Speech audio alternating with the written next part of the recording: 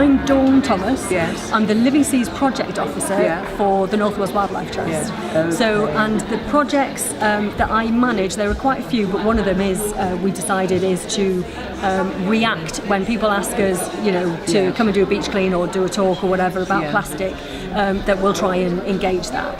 So yes, we've done lots of beach cleans, including beach cleans with the Tywyn Beach Guardians since their inception. Oh yes. And we've been working with Greener Tywyn as well on occasion. Great. So, and one of the beach cleans uncovered this, which was from where? From Tywyn. So I found it in Tywyn, and as you can see, because it's got 8D on it, it's been in the sea over 45 years. Yes, it's as old as me almost. Yeah, well, it's nearly as old as me because I was born in 19. They were full, and then it was half full, and then full again, and then you have to really, really ram it.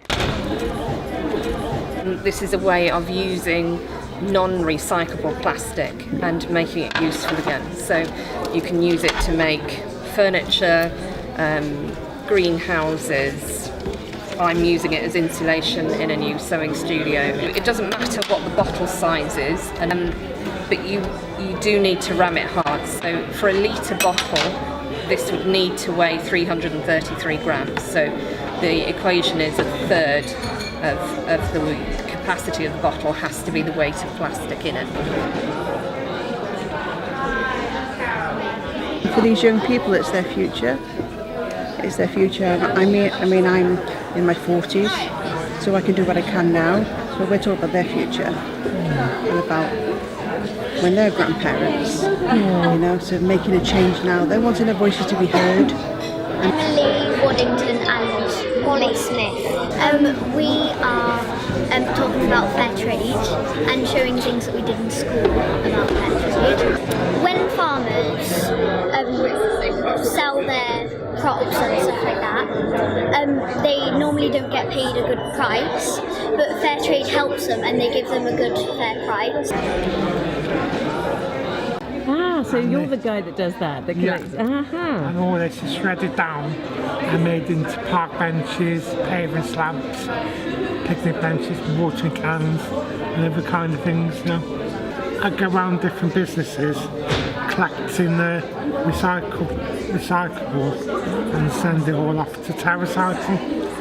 And then what Terracycle do is they take this off me and put points in my Terracycle account, and then I redeem their points every year, and the money goes to local charities. I've raised over £500 through doing it for Terracycle. Oat milk on this end of the table, and at this end of the table I'm making a tooth cleaning powder and a natural mouthwash. Okay, so the oat milk, it's a very simple process. So just ordinary porridge oats, soaked overnight in water, and then in the morning the water's discarded and you give the oats a rinse, and then it's 1 part oats to 3 parts water into the blender, shush it up, dump it into the muslin and it strains through, and hey presto. Oh, and a pinch of salt as well. And then you can add vanilla flavouring, or you can mix some dates in with it to make it sweeter, nutmeg, cinnamon, it just really depends on your preference.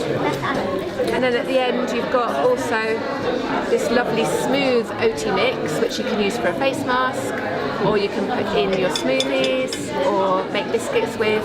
Almost zero waste and cheap as oats. So Katie is one of our coordinators and her granny knitted these. They'd be a great project, wouldn't they? Oh, absolutely. That lovely carrot.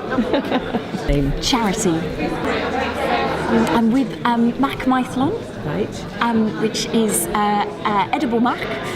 So we do a couple of things in Machynlleth. We do a veg box scheme with Greener Isle Growers, which is a weekly scheme where you get paid £12 and you get 8 different sorts of fruit and vegetables.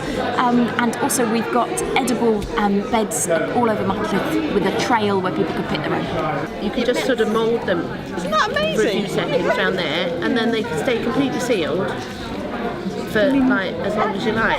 Then you can just compost them, or you can re-wax them if they get worn out after a while. This puts the coconut oil on as well. On the door head there. Thank you very much. That's a lot. My role is to be the person who distributes raffles, and there's many prizes that you can win, all of them green and organic, if you want to put it that way. We've got a workshop at Bandstand. People are quite these are, I find that all the toys I found her, she was in comments but we brought our Surfers Against Sewage resources, which is individual action kits for people to support plastic-free communities, but also to help people to live plastic-free lifestyles themselves. And when we say plastic-free, people sort of say that's all contradictory because you're never going to get rid of plastic, and we wouldn't want to because it's a fantastic resource. It's very important in medical health, in food supply, but we have gone too far in the manners and the uses that we use plastic for.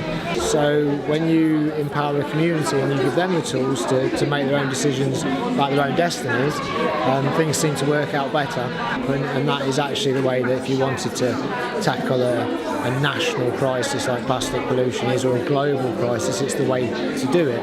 It's about doing what you can in your own space.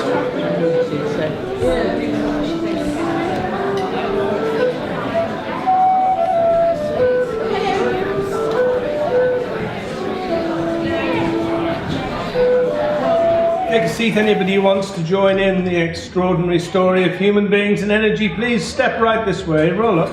My name's Paul Allen. I've spent the past 30 years working at the Centre for Alternative Technology in Machynlleth. That we can challenge some of these norms that have been instilled in us, like the idea that revving a car engine means you're a sexy, attractive, virile man. As you begin to think of the timeline of 4.5 billion years of the Earth, 4.5 million years of humans walking around, 12,000 years of settled societies, and then 150 years of mad burning fossil fuels, then it's really only within this past sort of 3 or 4 months that we're seeing this incredible triggering of new leadership emerging from local areas, which is very exciting.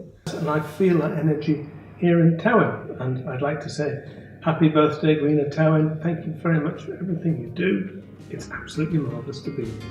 Thank you very much.